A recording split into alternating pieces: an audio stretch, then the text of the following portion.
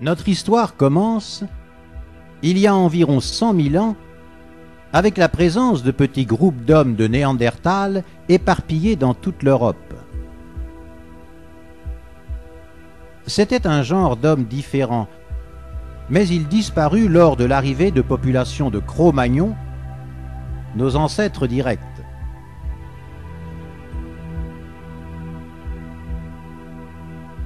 Les hommes de Cro-Magnon chassaient les rennes et les bisons, vivaient dans des huttes rondes qu'ils protégeaient par des palissades, et bien que primitifs, ils ont laissé des décorations de grottes qui nous émerveillent encore.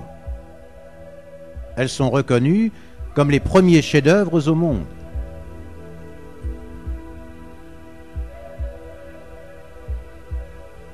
Nous sommes à la fin des grandes glaciations. Les hommes se sédentarisent et, se réunissant en petits villages composés de maisons de bois, ils commencent à développer l'agriculture, l'élevage, la céramique et la culture du lin pour en faire des tissus.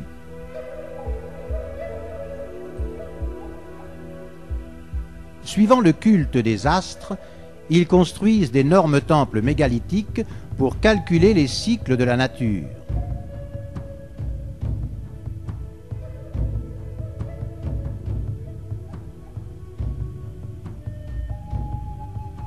Ce n'est qu'au début de l'âge du bronze que se forment les premiers grands peuples européens, dont les plus puissants sont les Ibères,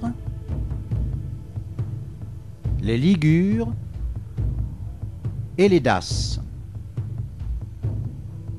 Un millénaire plus tard, d'autres peuples deviennent tout aussi importants. Ce sont les Étrusques, les Grecs, les Carthaginois, les Germains, les Bretons et les Celtes.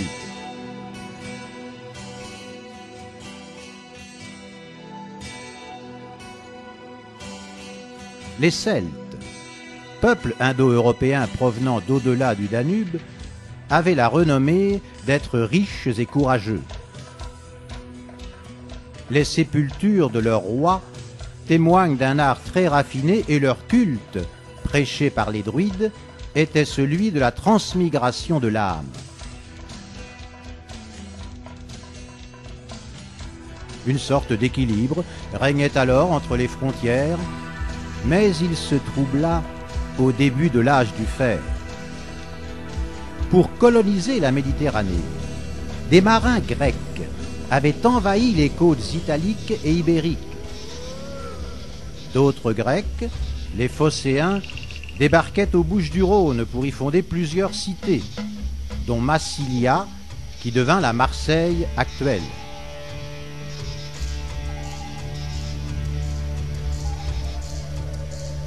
Devant cette invasion, les Ibères, les Celtes et surtout les Ligures qui contrôlaient le territoire attaquèrent les Phocéens, mais Massilia était puissante. Elle écrase les Ligures et leur enlève une citadelle qu'elle appellera Nice, comme la déesse grecque de la victoire.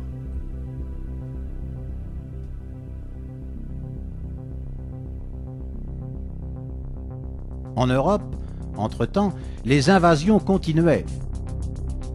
Les Carthaginois avaient annexé les terres des Ibères, tandis que les Germains, à la recherche d'un climat plus tempéré, avaient envahi en masse les terres des Celtes, et ce fut le chaos. La poussée des Germains fut si rude que certains peuples celtes s'enfuirent sur les terres des Bretons. D'autres furent repoussés vers la péninsule ibérique, vers les terres des Étrusques, le Danube, ou encore en Gaule, où ils seront appelés Gaulois.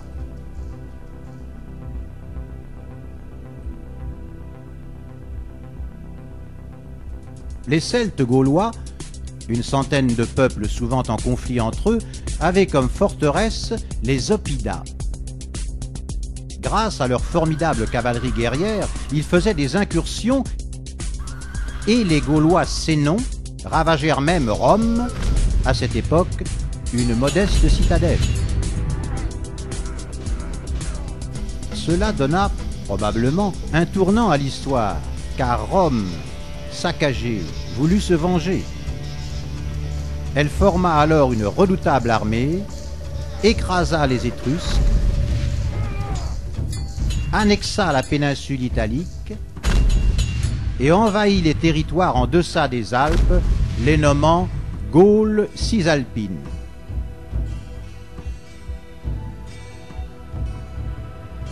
Les Gaulois saliens et arvernes, alarmés par l'avancée romaine, aidèrent alors les Carthaginois d'Hannibal lors de son invasion de l'Italie.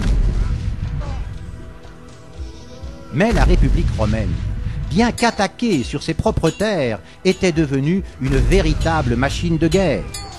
Elle contre-attaqua, battit les troupes d'Hannibal et effaça Carthage pour toujours. Puis, pour contrôler la Méditerranée, occupa la péninsule ibérique et la Grèce, s'arrêtant menaçante aux frontières de la Gaule. Les riches Gaulois édouins, tout comme Marseille, préférèrent s'allier à Rome plutôt que la combattre. Les Saliens, au contraire, formèrent une coalition et attaquèrent Marseille. Rome, elle, n'attendait que ça. Ses légions passèrent alors les Alpes, écrasèrent la coalition gauloise et sur les territoires soumis fondèrent la Gaule narbonnaise.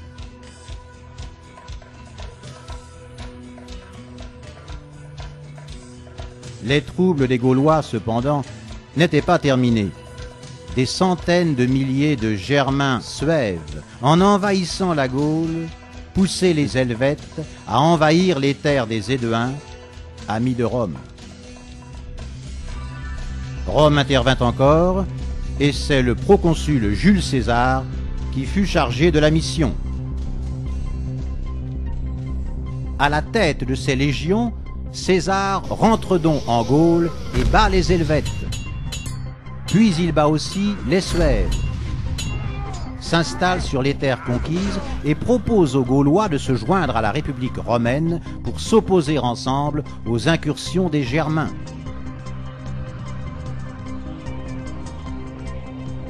Les Gaulois, préoccupés par la présence des troupes romaines sur leurs terres, refusèrent. Au contraire, ils appelèrent à l'aide les Belges, des Celtes germanisés. Mais César était invincible.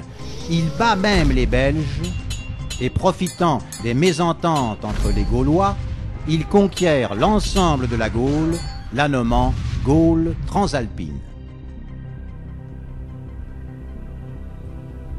Les Gaulois, pourtant, ne s'avouaient toujours pas vaincus. Mis de côté leurs anciens différends, ils avaient réuni leurs forces pour affronter l'envahisseur commun. Et c'est un jeune chef arverne, appelé Vercingétorix, qui prit le commandement de la coalition. Au cours des premiers combats, César est battu. Mais il regroupe alors ses forces, contre-attaque, brûle les terres des Gaulois et, assiégeant Vercingétorix à Alésia, il met fin à la rébellion. César écrira dans son commentaire sur la guerre des Gaules avoir triomphé sur le Terror Gallicum, mais à son retour à Rome, César est assassiné. S'ouvre alors une lutte terrible pour le pouvoir, qui se termine quand Octavien Auguste, neveu de César, écrase les conjurés et se fait couronner empereur par le Sénat. C'est l'Empire romain.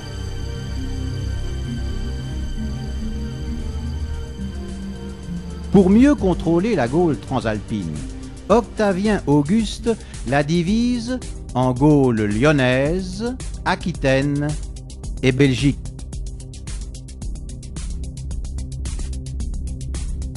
Toutefois, les Gaulois n'étaient pas tous soumis.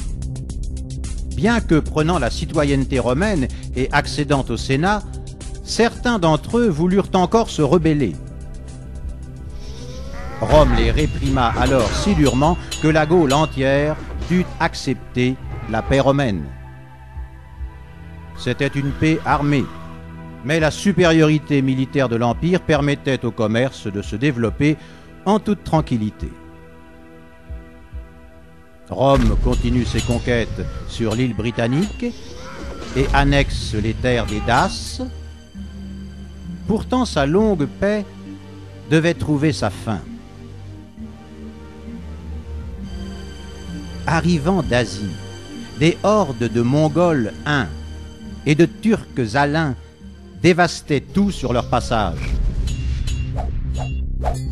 Ils pénètrent même dans les terres des Germains, refoulant les Goths vers la mer Noire, et les Francs, les Alamans et les Burgondes vers les terres des Gaulois. C'est à nouveau le chaos. Les frontières de l'Empire sont renversées. Rome réagit alors. Ses troupes battent les Francs, les confinant au nord, puis elles battent aussi les Alamans, les repoussant vers le Rhin.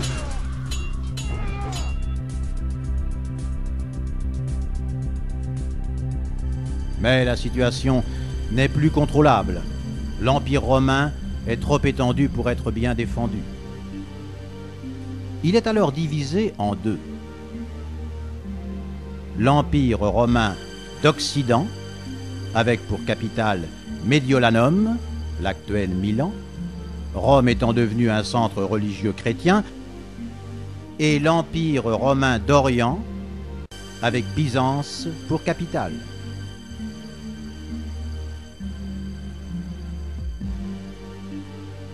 Cependant, affaibli par les Germains, l'Empire romain d'Occident doit aussitôt abandonner l'île britannique aux Saxons.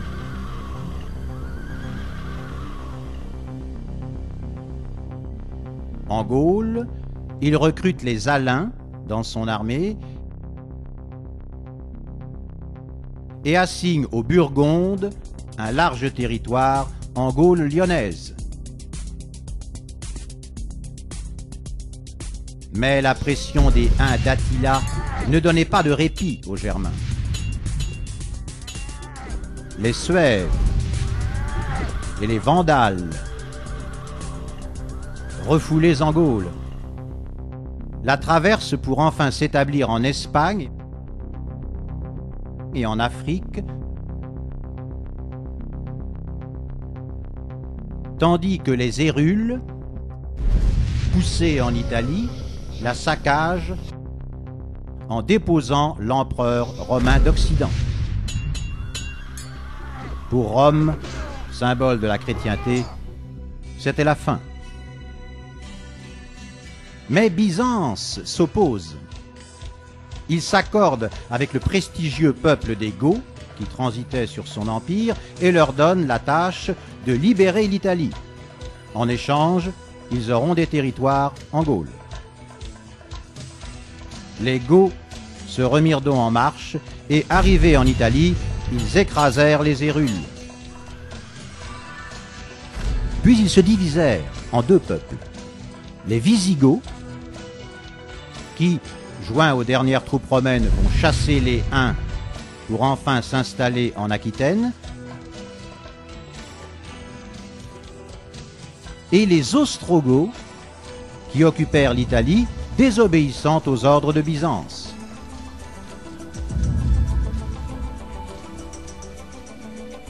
Tandis que les Huns, en fuite, poussaient les Slaves à envahir les plaines de l'Est, la Gaule, remplie de royaumes barbares qui se faisaient la guerre entre eux, devenait terre de conquête. Et c'est Childéric Ier, roi mérovingien des Francs saliens, qui attaque en premier et annexe les territoires limitrophes. Son fils, Clovis, plus ambitieux, s'élance de Tournai pour conquérir l'ensemble de la Gaule. Les Francs étaient alors puissants. Clovis bat et annexe le dernier bastion romain en Gaule, bat les Burgondes et s'allie avec eux, bat les Visigoths, les repoussant en Espagne, puis il bat même les Alamans, étendant son royaume jusqu'à la Haute-Rhénanie. Enfin, conscient de la force d'union de l'Église, il se fait baptiser chrétien, obtenant le titre d'Auguste par le pape.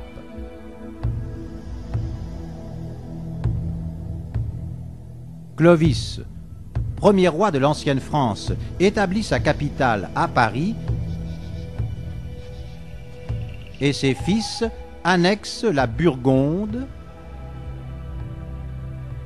mais leurs héritiers diviseront le pays en 3 grands royaumes francs, la Neustrie, l'Austrasie et la Bourgogne.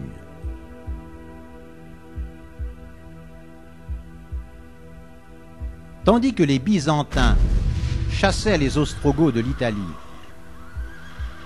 les Francs se battaient contre les Gascons, les Bretons, les Germains lombards, et même entre eux, car Clotaire II de Neustrie annexa l'Austrasie. Sous Dagobert, dernier roi mérovingien, le royaume franc se reconstitua, quoique l'Aquitaine s'en détacha en proclamant son indépendance. En Espagne, le royaume wisigoth vivait son apogée, mais en France, la couronne des Francs devenait toujours plus faible. C'est la période des rois fainéants. Les maires du palais font les seigneurs et l'un d'entre eux, le duc d'Austrasie, Charles Martel, arrive même à enfermer le roi Childéric III dans un monastère. Puis ils conquièrent la Neustrie, la Bourgogne, les actuelles Autriche, Bavière et Pays-Bas, devenant le vassal le plus puissant du royaume franc.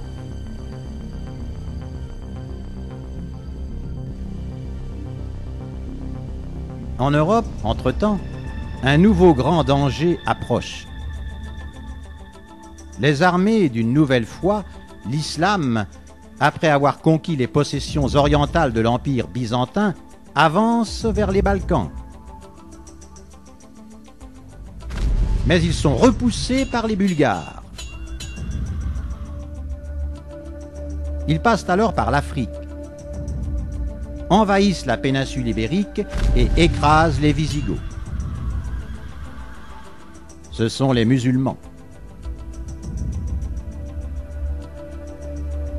Ils seraient rentrés en France si le duc d'Aquitaine ne les avait combattus et si Charles Martel ne les avait pas arrêtés à Poitiers, les repoussant en Espagne.